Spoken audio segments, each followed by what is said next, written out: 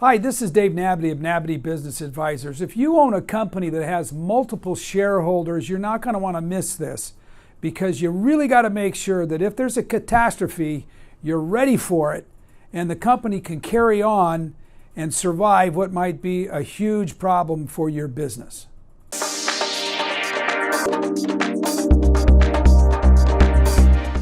When we're working with companies, we often run into situations where there's more than one stockholder. One of our jobs as advisors at working with our clients is to figure out what happens to their company if one of the key stockholders dies. That's a big catastrophe, and there's a lot of people riding on the value and the wealth of the stock that needs to transfer to the surviving owners if one of the shareholders dies. One of the key issues is, what's the business worth? It's super important for you to have a good idea what the value is of the stock that you own in your business and what your company is worth so that you have a good idea of what the liability you might have on your back is like if you have to buy out the family of a shareholder that has died. It's super important that you've worked ahead of time to figure out what the terms of the buyout might look like. If one of your key stockholders dies, are you going to buy the family out over time? Are you going to give them a lump sum? Are you going to go to the bank and borrow the money so that you can get that lump sum and then you got to make payments to the bank? So figuring out the terms is really important, especially if you're not sure if you can afford to do it. That's why a deep dive into your finances is important, to study the cash flows of the business, to come up with what is the right way to buy out a shareholder in the event that there is a catastrophe.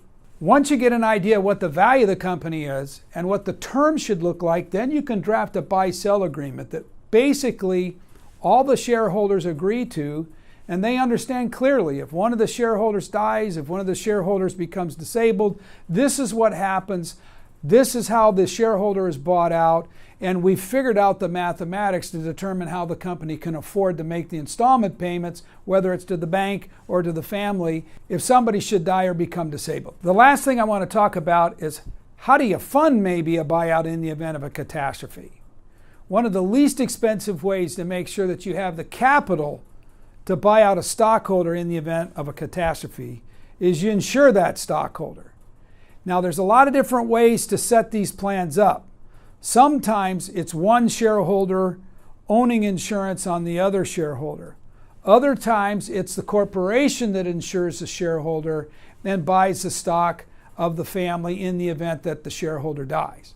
So the way a typical buyout would work is the corporation would send money to an insurance company and make sure that you got enough proceeds that you can afford to buy out the stockholder that has died. Upon death, the insurance company sends the money to the corporation. The corporation sends that bag of money to the family in the event that the shareholder passes away, and then the stock comes back to the corporation so that the surviving shareholder then would own 100% of the company, or if there's more than one person that owns stock, the rest of them will share in the ownership of the business. But the family will have the money for the stock and they'll get bought out. Now, this might seem like a simple situation, but you'd be surprised the number of times that we run into businesses that haven't thought this through and they don't have a plan in place. And life insurance is super cheap. I mean, you can get a 10-year, 20-year, 15-year term policy that is very inexpensive, and you'll have all the money you need to be able to buy out a shareholder if somebody dies. The important thing is, you do not want mama and the kids retained as a shareholder, overseeing everything that you're doing to run and operate the company and second-guessing how you're spending money in the business because they want a check. They want to be provided for. If they own stock in the company because the husband's died, they want money. And that puts a lot of pressure on their surviving shareholders.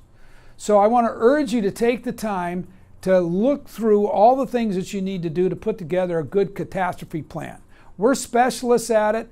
Call us at Nabity Business Advisors. The number is 402-391-0222. Give us a call and let us see if we can help you work through this. We'll help you do the valuations. We'll help you figure out what the installment packages should look like in the event there's a disability or a death. We'll help you understand whether or not you need to look at using bank financing, and we'll help you study the insurance options too to see if that's a good thing to do. Sometimes you can't use insurance because a person's not insurable.